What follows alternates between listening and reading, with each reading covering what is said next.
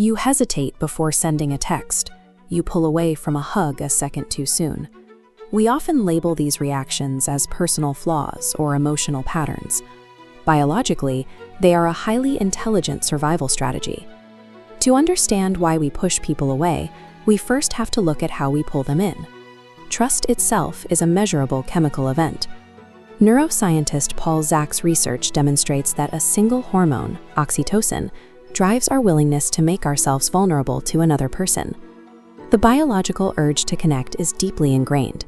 Oxytocin is the exact chemical that floods a mother's system after childbirth, binding her to her newborn. Zach's studies confirm that this same hormonal mechanism allows humans to extend trust to complete strangers. Since we are chemically built for connection, avoiding it requires an immense amount of biological effort. There has to be a stronger, older system inside the brain willing to ruthlessly override our need for bonding in order to keep us alive. This diagram illustrates that override in action. While oxytocin promotes social bonding, the brain's ancient survival engine, the amygdala, cares strictly about immediate physical safety. When forced to choose, the amygdala will shut down the chemical drive for connection. Neuroscientist Joseph Ledoux mapped how the amygdala records instances of pain to build a predictive internal threat map. Every time you experience harm while extending trust, your brain catalogs that data to anticipate and avoid future danger. This process is known as fear conditioning. It operates entirely below the level of conscious thought, writing millions of microscopic rules about who is safe and who is dangerous in a matter of milliseconds. You do not have to grant your brain permission to build these walls. When you struggle to let someone in, your brain has not malfunctioned. It is successfully executing a rigid, self-protective protocol based on a lifetime of collected data. The earliest entries on that threat map dictate how you handle connection for the rest of your life. In the 1950s, psychiatrist John Bowlby established that the bond between an infant and their primary caregiver creates a biological blueprint for all future relationships. His colleague, Mary Ainsworth, put this blueprint to the test. In her famous strange situation experiment, Ainsworth observed exactly how infants reacted when a parent left them alone in an unfamiliar room, and how they responded upon the parent's return. Ainsworth documented 3 distinct nervous system reactions. Some infants confidently sought immediate comfort. Others exhibited complete emotional shutdown, staring blankly. A third group displayed a chaotic mix of panicked clinging while actively pushing the caregiver away. Ainsworth was witnessing the exact moment a permanent trust template was hard-coded into a human being. The children were already predicting whether the world would catch them, ignore them, or hurt them. Active abuse writes a terrifyingly clear threat map. However, researchers like Gabor Mate and Bessel van der Kolk emphasize that a nervous system learns from omission as well.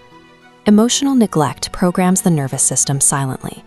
The absence of a comforting touch or reassurance that was never spoken writes a permanent code into the brain's threat map with the exact same severity as physical harm.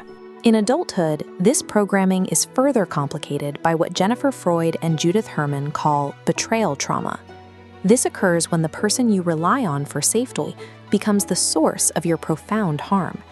To survive this paradox, the human brain will often execute a shocking biological maneuver. It will actively bury the memory of the abuse, protecting the victim from recognizing the danger, in order to maintain a relationship necessary for food, shelter, or basic survival. This phenomenon, known as betrayal blindness, requires immense biological sacrifice. The brain willfully chooses immediate physical survival over objective truth. This diagram illustrates Stephen Porges' polyvagal theory, which maps the nervous system across a 3-tiered ladder. At the top in green is safety and social connection. The middle yellow rung represents high-alert fight or flight. The red bottom rung is complete biological shutdown. Hypervigilance is the state of being permanently trapped on this yellow alert rung. Your body constantly scans faces, micro-expressions, and subtle shifts in tone, because missing a single warning sign in the past resulted in devastating pain. This constant scanning creates a cruel paradox in adult relationships. Researchers Amir Levine and Rachel Heller found that we naturally gravitate toward what feels familiar to our nervous system, regardless of whether it is healthy for us. If your brain was conditioned in an environment of chaos, it views instability as the baseline normal. When a calm, consistent, and genuinely safe partner finally appears, a traumatized nervous system misinterprets that quiet peace as a terrifying warning sign. Pushing away good people is rarely an act of intentional self-sabotage. It is an evolutionary misfire. Your amygdala is mistaking peace for a predator. Modern psychology places a massive emphasis on vulnerability. Researcher Brené Brown famously concluded that a willingness to be emotionally exposed is the single most accurate measure of human courage. The biological reality makes that courage incredibly difficult to access. You cannot force a person to open up if their nervous system calculates that being seen is equivalent to a death sentence. Your nervous system responds to what it knows. If it was never taught to distinguish between a safe, healthy difference of opinion and active, immediate danger, the walls stay up. Maintaining those defenses is a biological reflex, not a failure of moral courage. Healing requires a physical rewiring of those reflexes.